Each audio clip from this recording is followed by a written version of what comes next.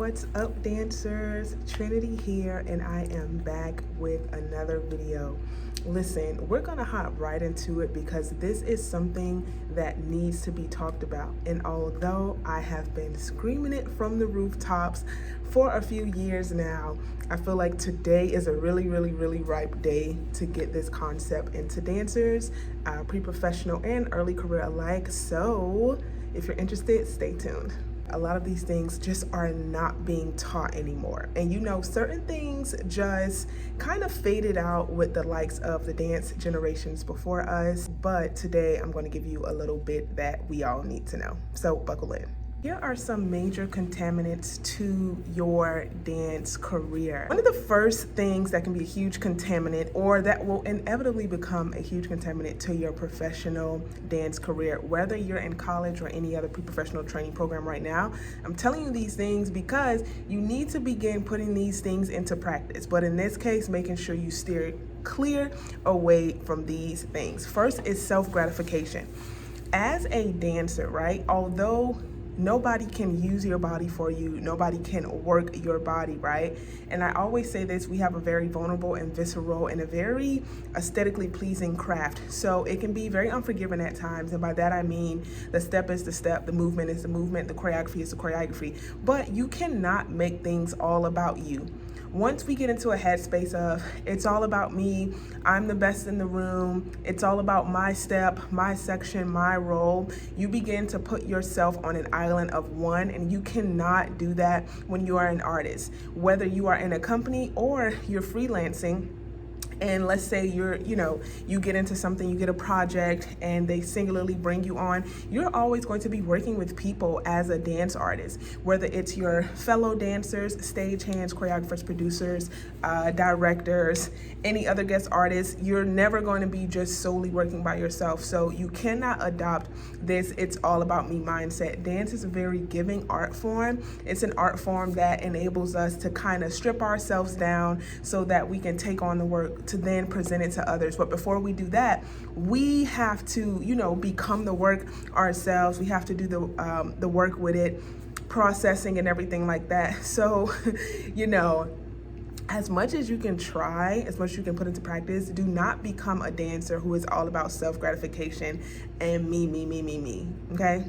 The second thing that can become a contaminant to your professional dance career is bringing trends and movements into your real working life. Again, even if you're still a collegiate dancer right now, or you're any type of pre-professional trainee right now, you need to understand that the things that you see on social media, a lot of the things that are being talked about on social media that get likes, clicks, shares, comments, hearts, are not necessarily things that will fly in the professional dance world. And what I mean by that is, just because someone says something and a lot of people feel it or they become emotionally attached to it on social media, that does not mean then you take that thing, you brand it to yourself, and then you bring that into professional workspace.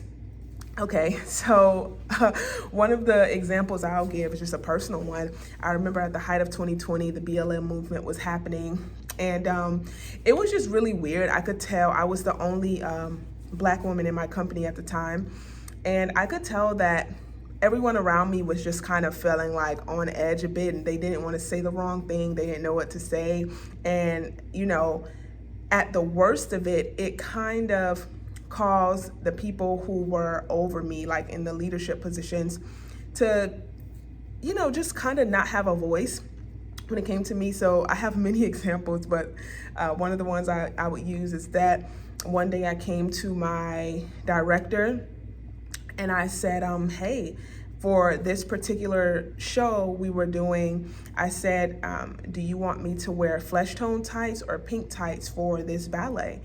And my director was just kind of like, I can tell they were stunned that I asked the question, but, I needed to know. And before the season had began, I had already, kind of reconciled some things in myself, being a Black woman in ballet.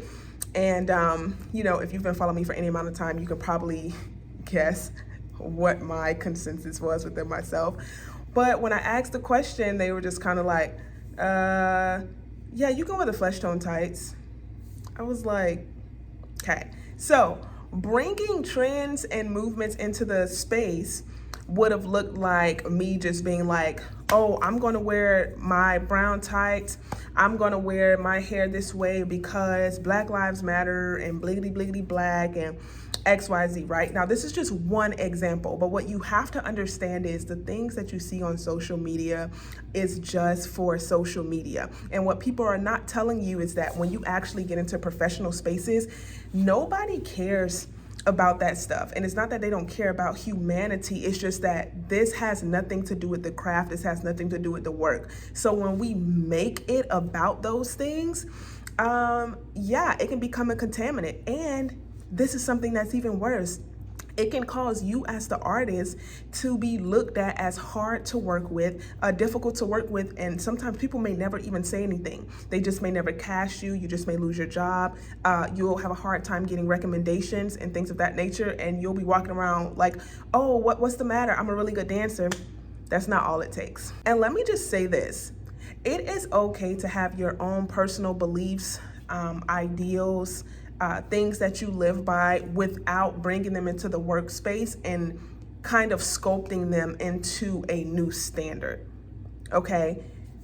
Think how you think, live how you live. We are not trying to strip who you are as a person, but we have to understand that not everything is meant to be forcefully integrated into the craft, because as we have seen, and I keep saying since 2020, because it's when I really start to see a major shift, doing things like that, and we start to kind of mix the culture, any culture of social media, culture of a people, culture of canceling people and things of that nature. When we start to try to bring it into our art, into our craft, we see that the standards start to slip.